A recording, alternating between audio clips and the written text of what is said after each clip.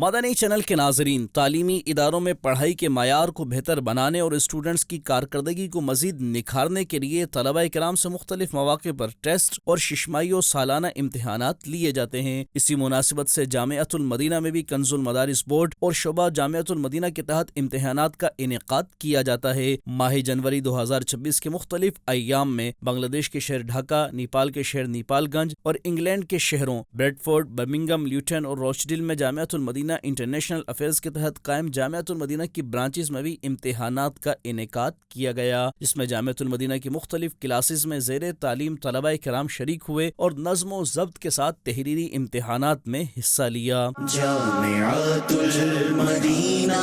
کی کیا بات ہے، جامعۃ المدینہ کی کیا بات ہے، ہم پہ مولا کا فضل و کرم ہو گیا۔ مدنی چینل کے ناظرین، آپ خود بھی اور اپنے بچوں کو بھی دعوت اسلامی کے جامعۃ المدینہ اور مدرسۃ المدینہ میں داخلہ دلوا کر علم دین کے نور سے منور کروائیے اور خوب برکات پائیے۔